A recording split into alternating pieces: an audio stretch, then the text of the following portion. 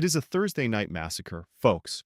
Donald Trump is engaging in mass firings of his military leaders on Thursday.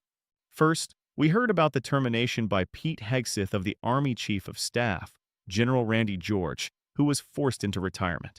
He was fired. He was the 41st Chief of Staff of the United States Army, fired during Donald Trump's catastrophic war in Iran.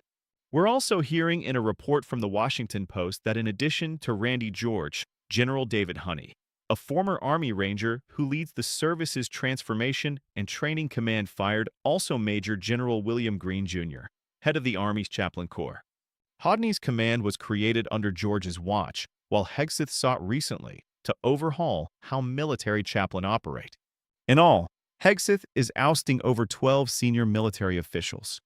This brings the total count, as John Ball writes, of purged senior military officials by Pete Hegseth to over a dozen.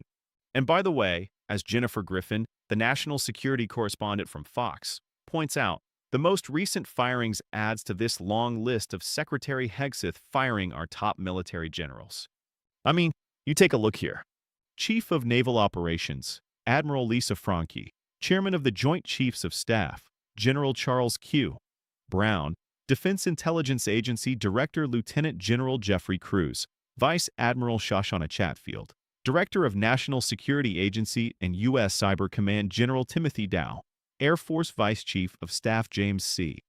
Jim Slife, Lieutenant General Jennifer Short, Head of the Navy Reserve, Vice Admiral Nancy Luer, Head of Navy Special Warfare Command, the Judge Advocate General, Air Force Lieutenant General Charles Plummer, Alvin Hosley, Commander of U.S. Southern Command, Director of the Joint Staff, Lieutenant General Sims was passed over for the 4th star which he had earned and was forced to retire.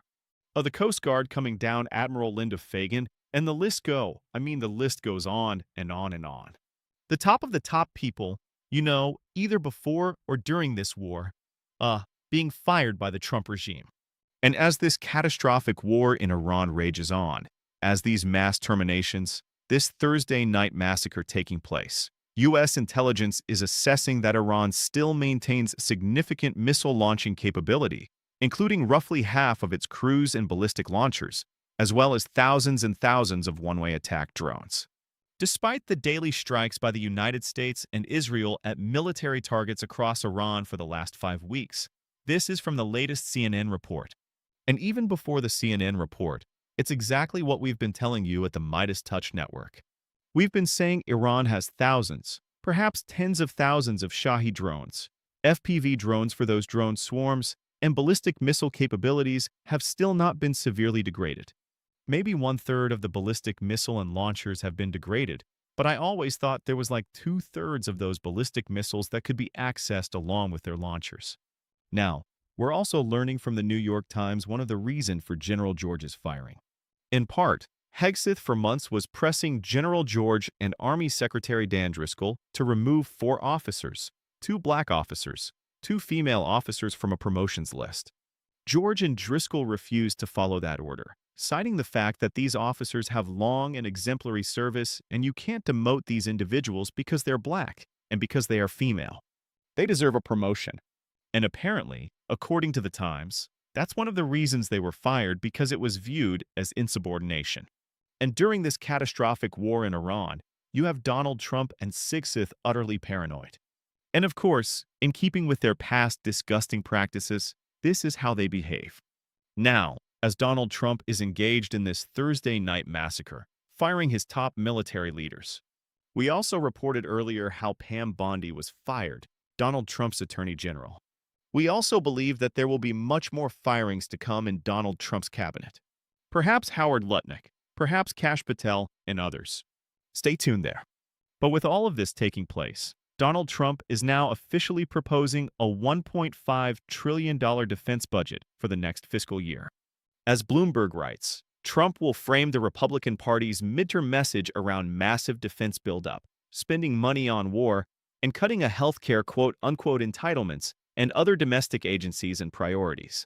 That's going to be their focus right now, Donald Trump called into Time magazine. And on the topic of Iran, Donald Trump said, "Why won't Iran call? Why wouldn't they call me? We just blew up their 3 big bridges." Trump also said, They Iran say that Trump is not negotiating. I mean, it's sort of an easy negotiation, don't you think? Donald Trump, of course, earlier today posted his war crimes. He posted a video destroying a bridge in Iran, one of the largest bridges in Iran. And Donald Trump wrote, "The biggest bridge in Iran comes tumbling down, never to be used again." Much more to follow. It's time for Iran to make a deal before it's too late. And there is nothing left of what still could become a great country, President Donald J. Trump. To which Iranian social media accounts responded by writing, Trump directly admits to targeting civilian positions, international organizations, governments.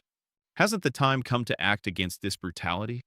Also, you have the Iranian Foreign Minister Araghi post a photo of the destroyed bridge in question and writes, striking civilian structures, including unfinished bridges, will not compel Iranians to surrender.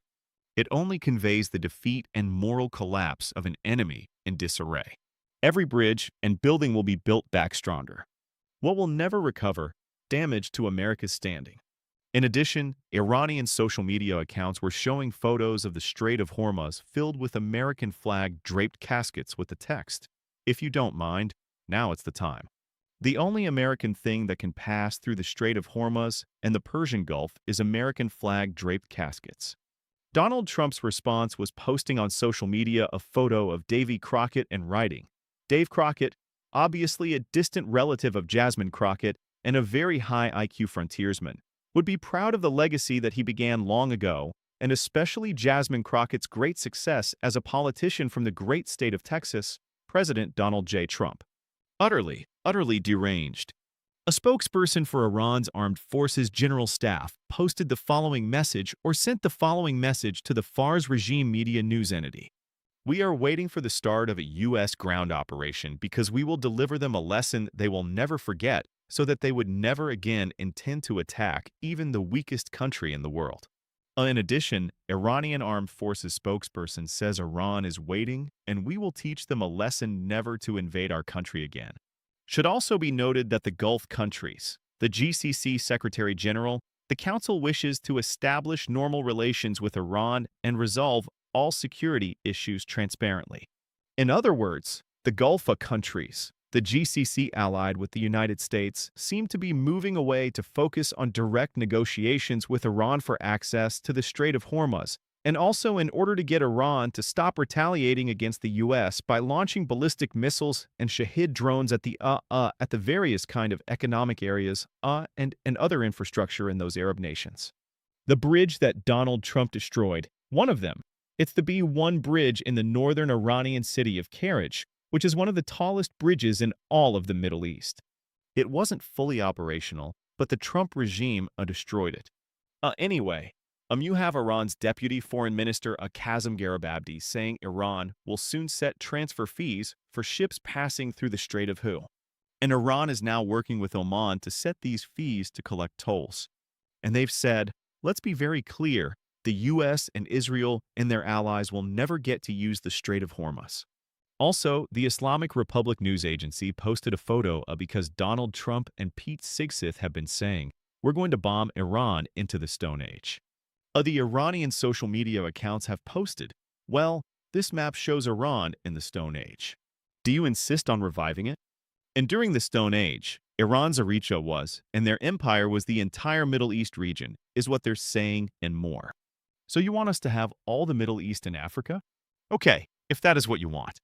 In addition, Iran's Foreign Minister Araghchi posts the following. There's one striking difference between the present and the Stone Age. There was no oil or gas being pumped into the Middle East back then. Are pussant Americans who put him in office sure that they want to turn back the clock? You have statements like that also from the Iran Armed Forces headquarters. Their main spokesperson says your intel on our military power is incomplete. You know nothing about our vast strategic capabilities. The sites that you think you are hit are of little import to us. Our key military production centers are beyond your reach. And then earlier in the day, French President Emmanuel Macron was calling out Trump, saying, we must be serious, and when we are serious, we do not say the opposite of what we said the day before. Perhaps we should not speak every day.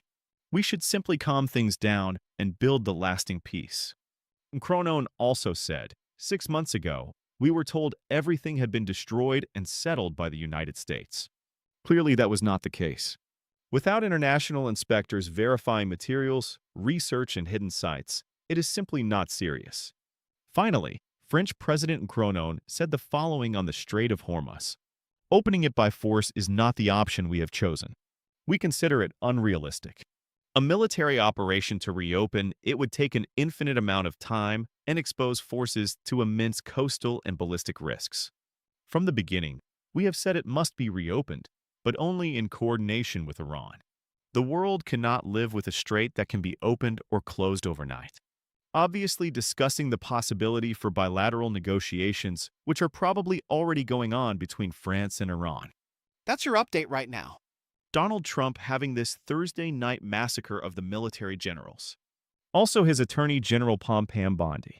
Also, we expect many more cabinet members to be fired as well.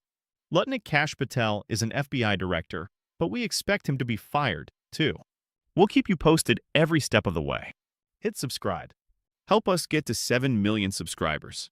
Love this video. Support independent media and unlock exclusive content. Add free videos and custom emojis by becoming a paid member of our YouTube channel today. You can also gift memberships to others. Let's keep growing together.